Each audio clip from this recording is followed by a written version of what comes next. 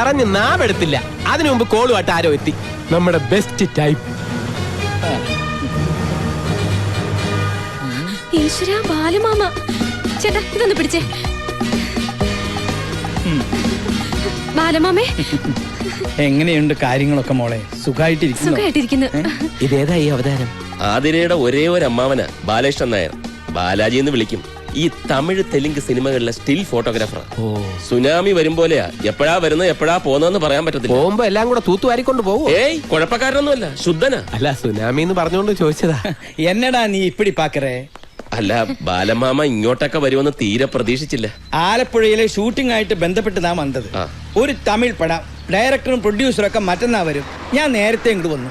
എല്ലാവരെയും ഒന്ന് കണ്ട് കാര്യങ്ങളൊക്കെ പറഞ്ഞ് മുടിച്ചിട്ട് പോകാന്ന് നിனைച്ചു. മുടിച്ചിട്ട് പോവാനാ? മുടിച്ചിട്ടെന്ന് പറഞ്ഞ തീർത്തു എന്നർത്ഥം. ഞാൻ വിചാരിച്ചു മുടിച്ച്. നീ എന്തിനാ അങ്ങനെ വിചാരിക്കണേ? ഇവൻ ഏതാ? ഞാൻ നജീബിന്റെ ഫ്രണ്ടാ. ഫ്രണ്ടിൽ കയറാണ്ട് കുറച്ച് ബാക്കിലേക്ക് മാറിക്കടാ. ഈ ഗേറ്റിന്റെ മുമ്പിൽ കൂടെ വേണല്ലോ കളരിക്കിലേക്ക് പോകാൻ. അപ്പോ ഇവിടെ കയറി നിങ്ങളെ ഒന്ന് കണ്ടിട്ട് പോകാമെന്ന് വിചാരിച്ചു. ഞാൻ വിചാരിച്ചു ഞങ്ങളോടൊക്കെ ദേഷ്യമായിരിക്കും. എതുക്കടി? അല്ല, ഇവിടെ നടന്ന പ്രശ്നങ്ങളൊക്കെ അറിയുമ്പോ ഒക്കെ അറിഞ്ഞിട്ട് തന്നെ ഞാൻ വന്നത്. ഏത് ആണിന് ഏത് പെണ്ണാന്ന് തീരുമാനിക്കുന്നത് നമ്മളല്ല, ഈശ്വരനാ. അത് തന്നെയാണ് ഞാനും പറയുന്നത് അമ്മാവ. കൈയെടുക്ക്. നീ കെട്ടിയതാ? അല്ല. എന്തേ?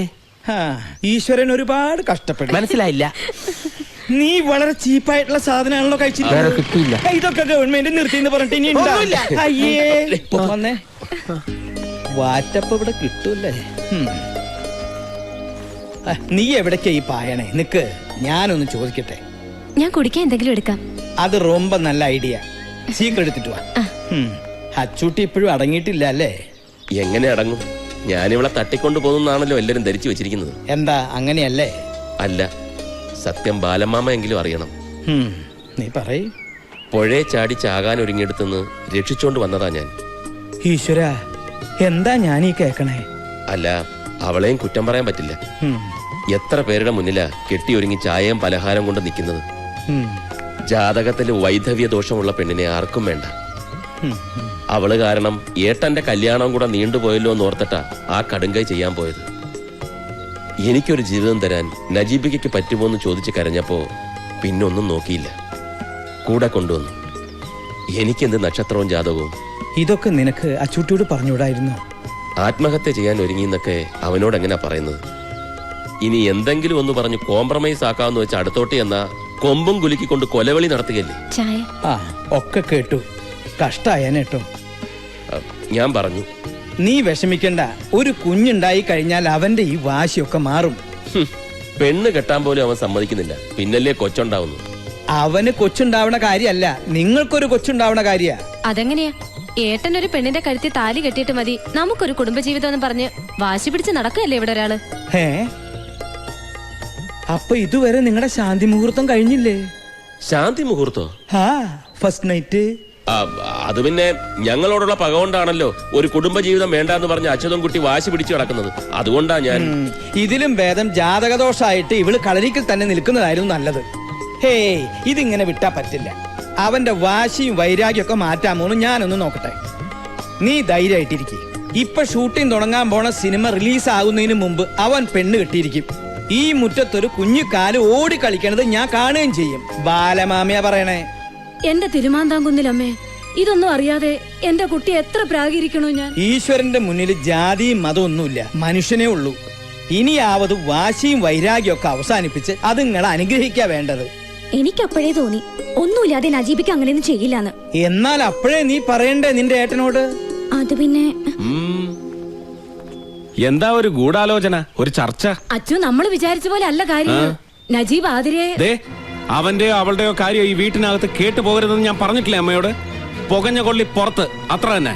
അതെങ്ങനെയാ പുകഞ്ഞേന്ന് നീ അന്വേഷിച്ചിട്ടുണ്ടോ? എനിക്ക് അതൊന്നും അന്വേഷിക്കേണ്ട കാര്യമില്ല അമ്മാവ. മുഖത്തായ കരി തേച്ചിട്ടും കുളിച്ചിട്ടും പോണില്ല. ഇതാ ഇപ്പോഴത്തെ പ്രകൃതം, മൂക്കത്ത ശുണ്ടി. ഓപ്പോള് വിഷമിക്കണ്ട. അതൊക്കെ പറയേണ്ട വിധത്തിൽ പറഞ്ഞ് ഞാൻ അവനെ സമ്മതിപ്പിച്ചോളാം. ആ PM എന്ന് പറഞ്ഞവനെ ഇത്തിരി പൂജാസാധനങ്ങൾ വാങ്ങാൻ വിട്ടിട്ടുണ്ടായിരുന്നു. അവൻ എല്ലി പോകിതറേ. ഇതിന്റെ മിക്സിംഗ് കറക്റ്റ് ആണെന്ന് നോക്കിയേ. അപ്പൊ നീ എന്റെ മിക്സിംഗ് പഠിച്ചു അല്ലേ? എന്ത് കാര്യം ഒറ്റത്തവണ കണ്ടാ മതി ഈ PM-ന്. നീ റൊമ്പ ഗട്ടിക്കാരൻ. ഞാൻ കെട്ടിട്ടൊന്നുമില്ല. എടാ ഗട്ടിക്കാരൻ എന്ന് പറഞ്ഞ സാമർത്ഥ്യക്കാരൻ അർത്ഥം. ഓ ആ കെട്ടിക്കാരൻ. ആ അപ്പൊ നമ്മ പറഞ്ഞു നിർത്തിയതെങ്കേ നാഗർകോവിൽ തെലുങ്ക് പടത്തിന്റെ ഷൂട്ടിങ്. ആ കോവിൽ ഏതോ കല്യാണം കാണുന്ന ഹീറോയും ഹീറോയിനും. കറക്റ്റ്. കറക്റ്റ്. ഹീറോയും ഹീറോയിനും റെഡി. അവര് കാണുന്ന കല്യാണത്തിനുള്ള പെണ്ണും റെഡി. പക്ഷെ ചെറുക്കനായിട്ട് അഭിനയിക്കാൻ കൊണ്ടുവന്നവനെ ഡയറക്ടർക്ക് ഇഷ്ടപ്പെട്ടില്ല. ആഹാ. ഡയറക്ടർ കോദാണ്ഡരാമറെഡ്ഡി എന്നെ നോക്കി ഒന്ന് പുഞ്ചിരിച്ചു. ബാലാജി, നീ കല്യാണ ചെറുക്കനായിട്ട് അഭിനയിക്കുന്ന ഒരു ഓർഡർ. ആഹാ. അന്ന് ഞാൻ ഇതുപോലെ ഒന്നുമല്ല, ഇതിലും പൂസായിരുന്ന. സ്മാർട്ട് ആയിരുന്നു. ആ. ശിവാജി ഗണേശനില്ലേ ആ. അതുപോലെ. ആഹാ. പിന്നെ ഒന്നും നോക്കിയില്ല, കേറി നിന്ന് താലി കെട്ടി ഫസ്റ്റ് ടേക്ക് ഓക്കെ. ആഹാ. ഷൂട്ടിംഗ് കഴിഞ്ഞ് ഞാൻ പുറപ്പെടാൻ ഒരുങ്ങുമ്പോ ദേവരനു. ആര്? ഞാൻ താലി കെട്ടിയ പെണ്ണിന്റെ ചേട്ടൻ രാമകൃഷ്ണനും നാട്ടുകാരും. എന്തിന്? കെട്ടിയ പെണ്ണിനെ ഇവിടെ ഇട്ടുണ്ട് പോയാ കൈയും കാലും വെട്ടുന്നു പറഞ്ഞ് എന്റെ ക്യാമറയും ബാഗും അവര് പിടിച്ചെടുത്തു. അപ്പൊ ആ പെണ്ണ് നടിയായിരുന്നില്ലേ? ഏയ്, ഷൂട്ടിംഗ് കാണാൻ വന്ന ആ പെണ്ണിനോട് എന്തൊക്കെയോ പറഞ്ഞ് വേഷം കിട്ടിച്ചത് ആ പ്രൊഡക്ഷൻ മാനേജർ തെണ്ടി. എന്നിട്ടെന്താ, ശാന്തി മുഹൂർത്തം കഴിഞ്ഞ് ഞാൻ നാടുവിട്ടു. ശാന്തി മൂത്രോ? ഫസ്റ്റ് നൈറ്റിംഗ്. ആ പിന്നെന്തിനാ അവിടുന്ന് പോന്നത്? അവിടെ തന്നെ കൂടായിരുന്നില്ലേ? അതെങ്ങനെയാ? അന്ന് എനിക്ക് നാട്ടിലൊരു ഭയങ്കര പ്രേമുണ്ടായിരുന്നു. എന്നിട്ട് അവരെന്ത് കെട്ടാഞ്ഞത്? സിനിമാക്കാരന് പെണ്ണ് കൊടുക്കില്ല എന്ന് പറഞ്ഞ് അവളുടെ തന്ത വേറൊരുത്തനെ കൊണ്ട് അവളെ കെട്ടിച്ചു. എന്നാ പിന്നെ തിരിച്ച് നാഗർകോവിലേക്ക് പോകായിരുന്നില്ലേ? ചെന്നാൽ അവരെന്റെ കൈയും കാലും തല്ലി ഒടിച്ച് അവിടെ ഇടും. പിന്നെ ഒരിക്കലും അവരെ കണ്ടിട്ടേ ഇല്ല? ഒരുപാട് സ്ഥലത്ത് ഞാൻ അവരെ അന്വേഷിച്ചു, പിന്നെ ഞാൻ അവരെ കണ്ടിട്ടില്ല. അന്ന് മുതൽ ഈ ക്യാമറയും തൂക്കി അലയാൻ തുടങ്ങിയതാ അശ്വത്ഥമാവിനെ പോലെ. ഓ, ഫ്ലാഷ് ബാക്ക് ആയിരിക്കും നാറുകോൽ. അതേടാ, നീ ഇരിക്കേ. വേണ്ട വേണ്ട, ഞാനൊരു 1000 തവണ കേട്ട് ബോറടിച്ചതായി കഥ. 1000 അല്ല 10,000 തവണ കേൾക്കണം. എന്നാലേ ഭാര്യയും കുട്ടികളും കുടുംബവും ഇല്ലാണ്ടായാൽ എന്താന്നുള്ള നൊമ്പരറിയൂ. എന്ത് നൊമ്പരം! വീണടം വിഷ്ണു ലോകമെന്നും പറഞ്ഞ് പറന്ന് നടന്നൂടെ? സുഖല്ലേ?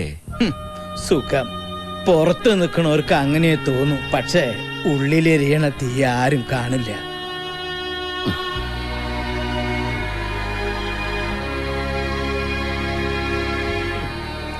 അതുകൊണ്ടാ പറയണേ, ഈ ബാലമാമയുടെ ഗതി നിനക്കുണ്ടാവരുത്. നിനക്കെന്നല്ല ആർക്കുണ്ടാവരുത്. ഞാനൊരു സത്യം പറയാം, വെള്ളടിച്ചിട്ട് പറയാണെന്ന് വിചാരിക്കരുത്. അമ്മാവൻ പറയും. നജീബ് നമ്മുടെ ആതിരക്കുട്ടിയെ. വേണ്ട, അതൊഴിച്ച് അമ്മാവന് വേറെ വല്ലതും പറയാനുണ്ടോ? ഇതൊഴിക്കട്ടെ. ഒഴിക്കടാ. ആ. ഇവനോട് പറയാനുള്ളത് മുഴുവൻ പറഞ്ഞു കേൾപ്പിച്ചിട്ടേ ഇവനെ ഞാൻ വിടും. ആ. ഒഴുക്കി. ആ. വെള്ളമൊന്നും വേണ്ട.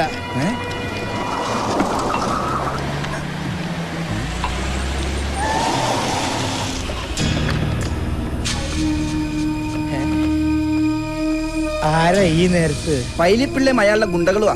ആരാ പൈലിപ്പിള്ള? ചിട്ടിക്കമ്പനി മുതലാളിയാ. പിന്നെ കൊട്ടേഷൻ കൊടുക്കും. കൊട്ടേഷനാ?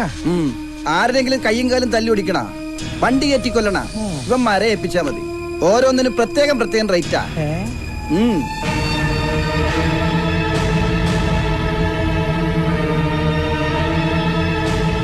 അതെ, അങ്ങനെ അങ്ങ് ഏറ്റാ മതി. അച്യുതൻകുട്ടി പറഞ്ഞാ പിന്നെ പൈലിപ്പള്ളിക്ക് പിന്നെ എന്നതാ, അതങ്ങ് അനുസരിച്ചിരിക്കും അക്ഷരം പ്രതി. എന്നാ പിന്നെ ഞാൻ അങ്ങോട്ടോ. വണ്ടി ഇടറാ. ഈ പൈലിപ്പിള്ളി ആയിട്ട് അച്ചൂട്ടിക്ക് എന്താ ഇടപാട്? നജീബിന്റെ കയ്യോ കാലോ തല്ലി ഓടിക്കാൻ കൊട്ടേഷൻ കൊടുത്തായിരിക്കും. എന്റെ പരദൈവങ്ങളെ, ഇവന്റെ പകയൊന്നടങ്ങാൻ എന്തെങ്കിലും